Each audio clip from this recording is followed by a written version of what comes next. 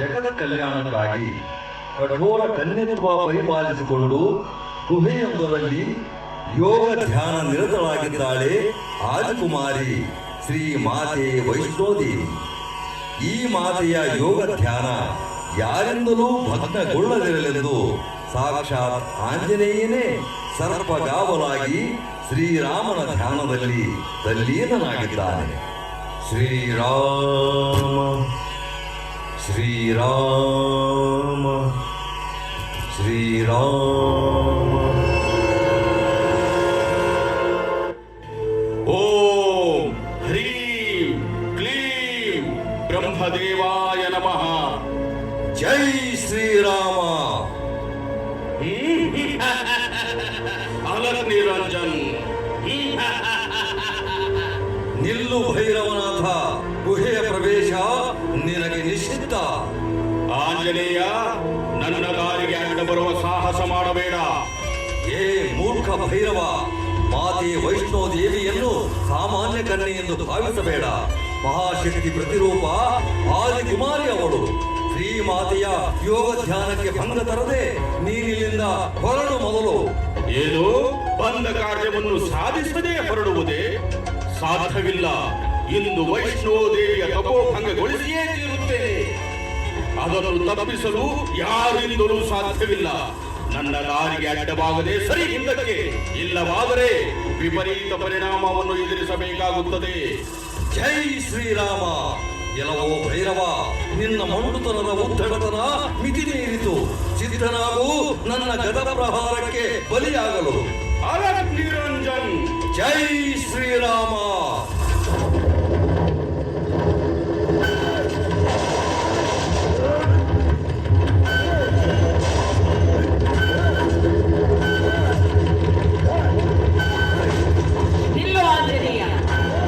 ನನ್ನನ್ನು ತಡೆಯಬೇಡ ಮಾತೆ. ನಿನ್ನ ತಪೋಭಂಗಗೊಳಿಸಲು ಬಂದ ಈ ಭಂಡ ಭೈರವನ ರುಂಡವನ್ನು ಮುಂಡದಿಂದ ಬೇರ್ಪಡಿಸದೆ ಬಿಡಲಾರ ಈ ಆಂಜನೇಯ. ಅದು ನಿನ್ನ ಕಾರ್ಯವಲ್ಲ ಆಂಜನೇಯ, ನನ್ನ ಕಾರ್ಯ. ಈ ಮದೋನ್ಮತ್ತ ಭೈರವನ ಅಹಂಕಾರವನ್ನು ನಾನು ಸಂಹರಿಸುತ್ತೇನೆ. ನೀನು ಸೈರಣೆಯಿಂದಿರು. ನಿನ್ನ ಚಿತ್ತ ಮಾತೆ. ಅಲರ್ ನಿರಂಜನ. ಸಾಮಾನ್ಯ ಕನ್ಯೆಯೋರ್ವಳಿಂದ ಸರ್ವಶಕ್ತ ಈ ಭೈರವನಾಥನ ಸಂಹಾರ. ಎಲ ಈ ಭೈರವ, ಸಾಮಾನ್ಯ ಕನ್ಯೆ ಎಂದು ಜರಿದು ಅಟ್ಟಹಾಸದಿಂದ ನಗುತ್ತಿರುವೆಯಾ? ಇಂದು ನಿನ್ನ ಹುಟ್ಟಡಗಿಸದೆ ಬಿಡಲಾರಳು ಈ ವೈಷ್ಣೋ ದೇವಿ. ಸಿದ್ಧನಾಗು ಸಾವಿನ ಮನೆ ಸೇರಲು. ಸಿದ್ಧನಾಗಿಯೇ ನಿಂತಿದ್ದೇನೆ. ಪ್ರದರ್ಶಿಸು ನಿನ್ನ ಶಕ್ತಿಯನ್ನು ಅಲರ್ ನಿರಂಜನ. ದುರುಳ, ಮುಗಿಯಿತು ನಿನ್ನ ಆಯುಷ್ಯ.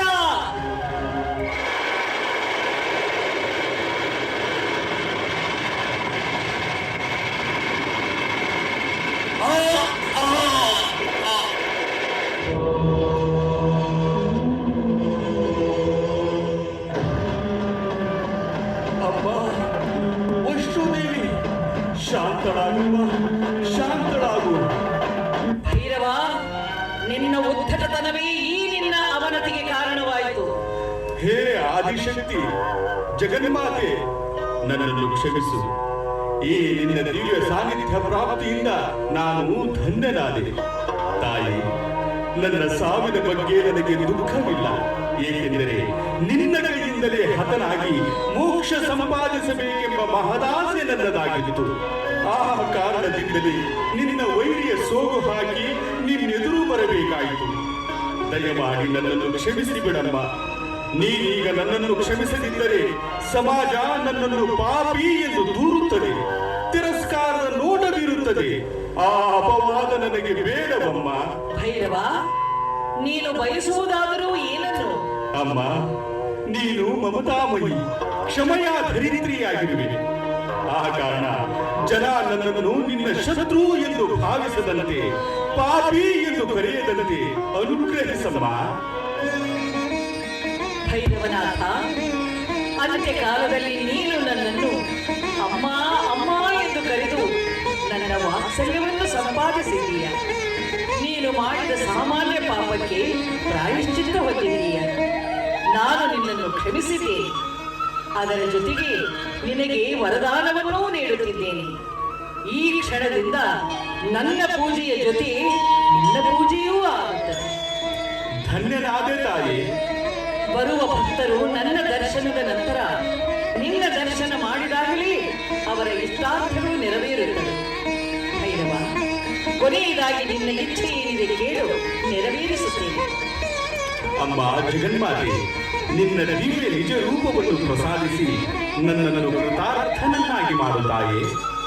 ತಥಾಸ್ತು.